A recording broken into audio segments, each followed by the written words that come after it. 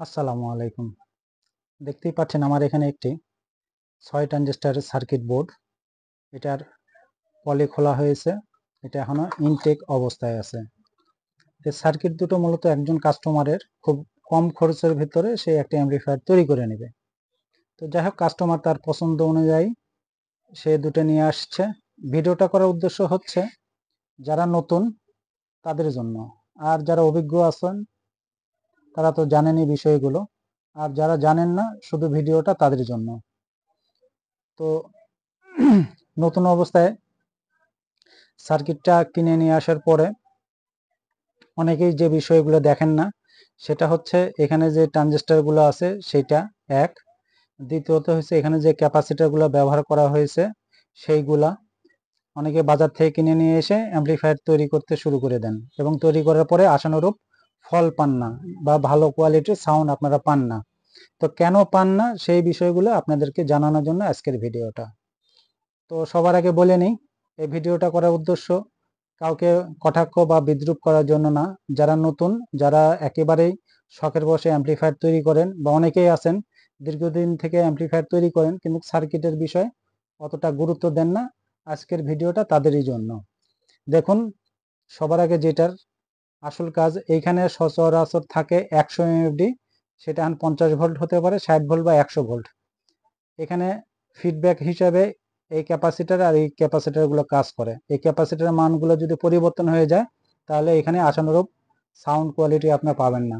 এখানে দেখুন থাকে 100 এমএফডি, এখানেও লাগানো আছে 82 এমএফডি, এইখানেও থাকে 100 এমএফডি, এখানে লাগানো আছে 82 এমএফডি। এটা যেহেতু খোলা হয়েছে আমি আপনাদেরকে ইনটেকটা দেখাচ্ছি। এই যে এটা ইনটেক করাই আছে, এই যে পলি লাগানোই আছে, হিট পলি দিয়ে লাগানো আছে।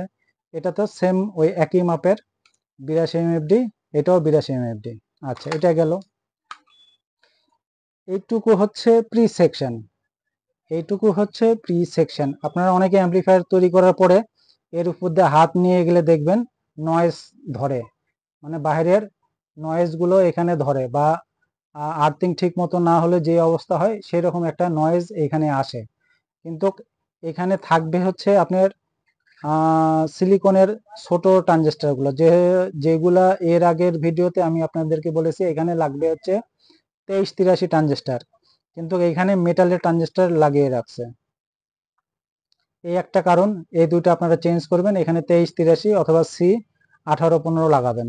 আর এখানে এই দুইটা ক্যাপাসিটার চেঞ্জ করে আপনারা এখানে 100 এমএফডি দুইটা লাগাই দিবেন, এই দুইটা খুলে ফেলে দিবেন, দিয়ে এই দুইটাতে আপনারা এটাতে 100 এমএফডি, এটাতে 100 এমএফডি ক্যাপাসিটার লাগাবেন।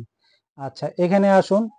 এই যে এই রেজিস্ট্যান্স হয়ে পজিটিভ ভোল্টেজ, এই পাশে নেগেটিভ ভোল্টেজ ঢুকছে এই রেজিস্ট্যান্স দিয়ে, এই পাশে পজিটিভ থেকে এই সার্কিটে ঢুকছে এই রেজিস্ট্যান্স দিয়ে। এই রেজিস্ট্যান্সের পরে এখানে ফিল্টারিং করার জন্য একটা ক্যাপাসিটর ব্যবহার করা হয়েছে। দেখুন এটা কত, মানে এটা হচ্ছে 330 এমএফডি 100 ভোল্ট। আর এই পাশে দেখুন, এই পাশেও 330 এমএফডি 100 ভোল্ট। এখানে 330 এমএফডি না দিয়ে এই ক্যাপাসিটরগুলো যদি আপনারা এলসি মিটারে মাপেন তাহলে দেখবেন যে এখানে 330 এমএফডি না, এখানেও খুব কম রয়েছে, যেহেতু এই ক্যাপাসিটরের মানগুলো তেমন ভালো না।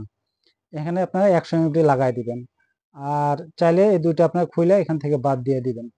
আর আরেকটা জিনিস যেটা সচরাচর বলি, সাউন্ড কোয়ালিটি ভালো করতে গেলে এইখানে যে 56K আছে, আপনারা এটার উপরে আরো একটা 56K রেজিস্ট্যান্স লাগাই দিবেন, তাহলে এই সার্কিট থেকে আপনারা মোটামুটি খুব ভালো মানের সাউন্ড পাবেন। এই হলো এই সার্কিটের ফান্ডা। আমার আগের ভিডিওতে আপনার পুরোপুরি ডিটেলস বলা আছে এই সার্কিট সম্পর্কে, তারপরেও আজকে আপনাদেরকে প্র্যাকটিক্যাল দেখাই দিলাম। অনেকে বলেন ভাইয়া 6 ট্রানজিস্টারের উপরে একটা ভিডিও দেন, তো দেখতেই পাচ্ছেন এটা 6টা ট্রানজিস্টার লাগানো হয়েছে। এই পাশে 1943 1 2 3, আর এই পাশে 5200 1 2 3, তিনটা 6টা। এই সার্কিটটা মোটামুটি সাউন্ড কম খরচের হিসাবে এই সার্কিটের সাউন্ড খুব ভালো।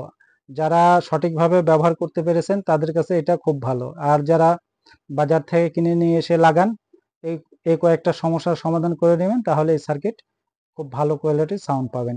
কম খরচের মধ্যে ভালো কোয়ালিটির সাউন্ড এই সার্কিট থেকে পাবেন।